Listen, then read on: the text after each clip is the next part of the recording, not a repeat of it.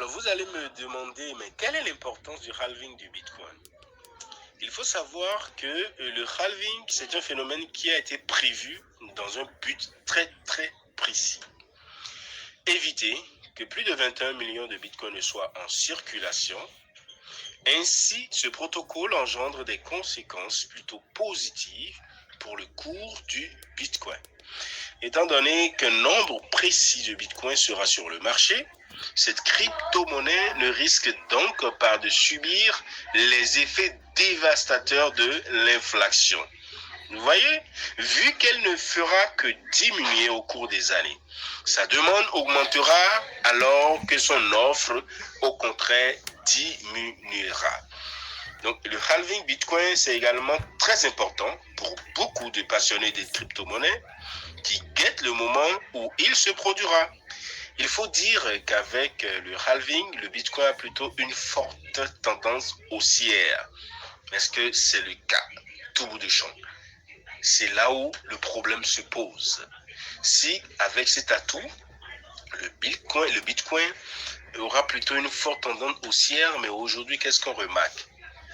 C'est là qu'intervient le phénomène des lobbies. C'est là où on dit qu'il faut une amélioration, ce qui a créé du problème. Parce que malgré le halving, cette première philosophie du concepteur de la blockchain Bitcoin, on assiste aujourd'hui à la diminution drastique du prix du Bitcoin.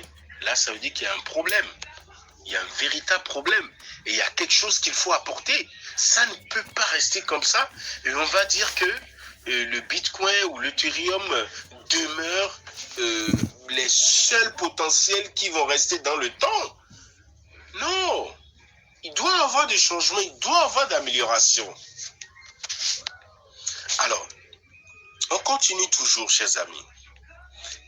Quel est cet impact que le halving du Bitcoin peut avoir? Il faut noter que à chaque halving, il est évident que le nombre de Bitcoin en circulation diminue. Ce qui crée généralement le phénomène qu'on appelle bull run. Bull run, pour ceux qui ne sont pas habitués à ce terme, c'est lorsque c'est la période à laquelle les crypto-monnaies connaissent une augmentation de prix. Donc le contraire du bull run, d'accord, c'est le bear market, d'accord, le bear market. Donc voilà, là actuellement nous sommes dans la période du bear market. Donc il faut comprendre que le prix des crypto-monnaies a diminué drastiquement. Donc on espère bien qu'en 2023, cette année 2023, on va connaître un bull run sur le marché. Alors, donc je disais que voilà, on va connaître un bull run, c'est-à-dire le Bitcoin va connaître un bull run compte tenu de son halving, le halving que ça subit comme phénomène. Alors donc, tandis que les bitcoins créés diminuent, c'est-à-dire les bitcoins en circulation, non seulement elles sont et ces crypto-monnaies sont là, mais en plus de ça, à cause du halving, ça crée une diminution dans le minage. Donc à chaque fois que ces bitcoins créés diminuent, leur demande reste la même, voire même augmente. Nous savons tous que l'offre pour un bien diminue et que sa demande augmente. Là, son prix augmente de même. C'est une grande surprise. Les halvings augmentent donc la valeur du Bitcoin et sont donc très attendus par les investisseurs de la crypto-monnaie. Donc, on a vu ça. Et donc, cependant, le halving Bitcoin n'a pas seulement un effet sur le cours du Bitcoin, mais également un impact direct sur la rémunération des mineurs. En effet, à chaque halving, le paiement de ces derniers est réduit de moitié. Ainsi, avec la diminution du nombre de crypto-monnaies à créer et la diminution de leurs revenus, les mineurs qui sont évidemment en compétition, en challenge, décroissent également en nombre au fur et à mesure que le halving s'opère? Eh bien, chers amis, c'est là où intervient notre grand projet Core. Et moi, je dis jubiler. Il faut jubiler parce que malgré le halving, vous voyez, du Bitcoin, il n'y a pas trop d'avantages. Malgré que l'avantage est là, sur le prix, ça crée une diminution par rapport à la production. Mais le coût de production n'a pas diminué. Le coût, c'est un autre facteur qu'il ne faut pas éloigner. Le coût n'a pas diminué. Le coût de production, on sait que c'est énergivore, ça consomme énormément d'énergie électrique. Et les mineurs se retrouvent dans des problèmes parce que au fur et à mesure, ils vont débrancher leur machine. Ils vont débrancher leur machine. Et c'est là que le projet Core intervient. Parce que le projet Core ne connaît pas de halving. Pour ceux qui ont lu le livre blanc technique, il n'y a pas de halving ici. C'est vrai qu'il y a un phénomène de brûler des pièces, mais il n'y a pas de halving.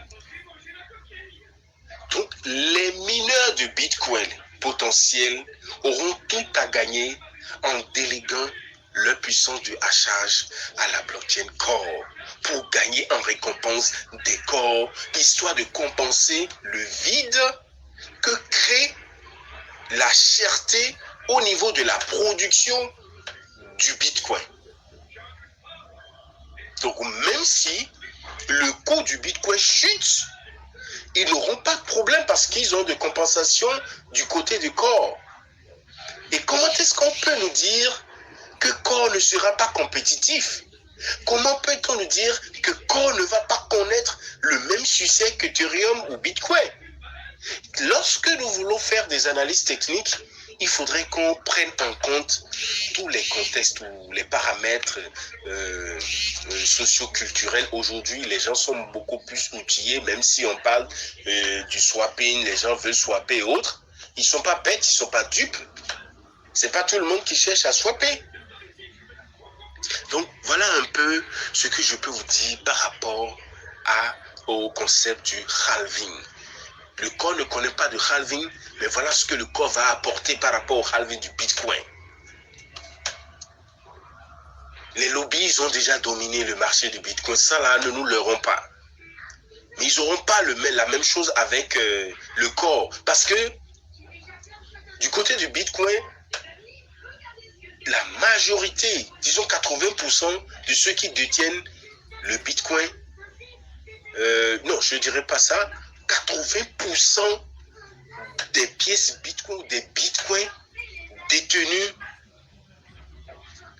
par la communauté Bitcoin est l'apanage ou la propriété des lobbies de ce monde. C'est juste une infime quantité qui est détenue par la masse.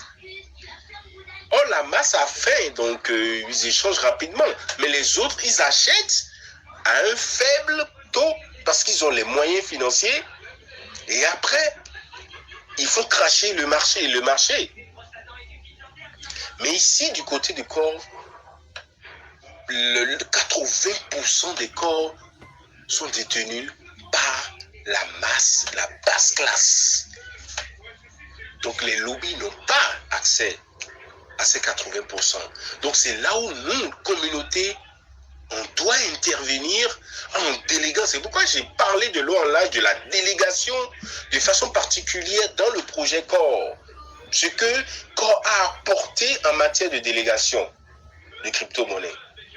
Donc aujourd'hui, nous sommes beaucoup plus outillés et avec les avantages de délégation, on va protéger notre monnaie parce que c'est une assurance sur 81 ans.